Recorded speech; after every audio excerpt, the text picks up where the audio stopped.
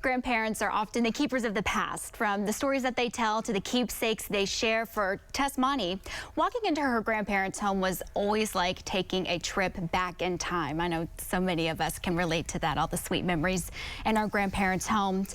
Tess, you just shared a beautiful story of all the unique and special things that you found while going through your grandparents' home.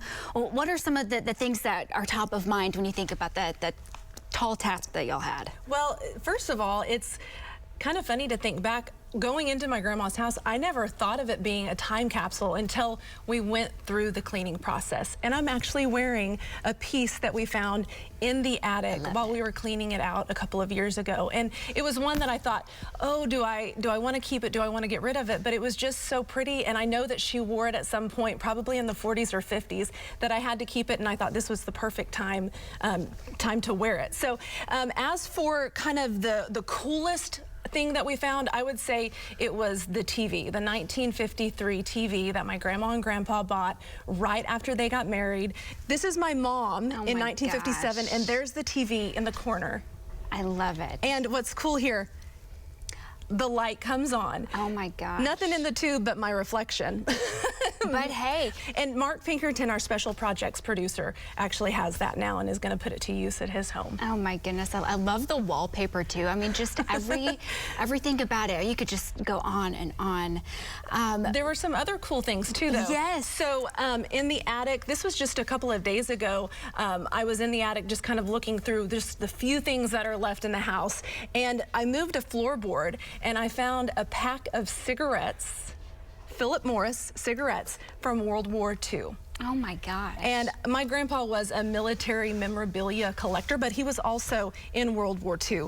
This is an old Victrola, and it actually still has a record, Foxtrot record, still sitting there in it. You know, when you think of all of those things going through it, I know it had to have been hard to pick and choose the things. Okay, I'm going to keep this, but you know, I can think of so many things that I want to keep it all. How do you make that decision? How did y'all do that? It's really hard because I am so sentimental. I am a keeper. I love my things. My grandmother and my grandfather both loved their things, so I wanted to keep everything, but I tried to be very, very deliberate in what I brought home. I tried to find things that had meaning, and I tried to find things that were just kind of cool and unique. So I have some items here. Of course, we've got the shirt.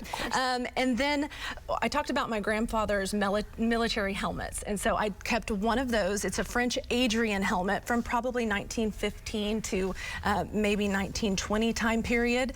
And then next to that are my grandmother's crocodile shoes. Fabulous. I know the story on those. She actually saved up her money in the 40s so she could buy this expensive pair of crocodile shoes. That's incredible. You know, what would be your advice to people that, you know, you're not the first person and not going to be the last person to have to go through their grandparents or parents' things?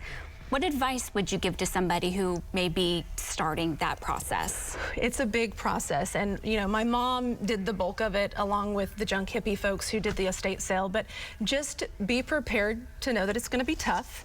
And get rid of things. It's okay to let go of things. And there are a lot of people out there who are going to see those as treasures just like you. I have a lot of friends who actually went to my grandma's estate sale, so I know where a lot of the items are. The hardest thing for me to let go was the kitchen table, because in high school I went and had breakfast with my grandma there every single morning.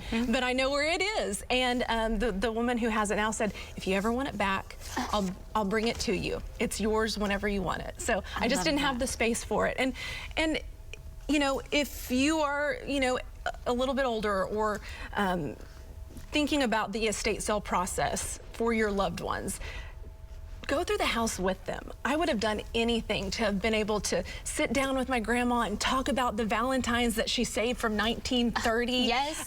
You know, there were a lot of things. Stories. She kept those things for a reason, and I would have loved to have heard the stories about them. So ask questions.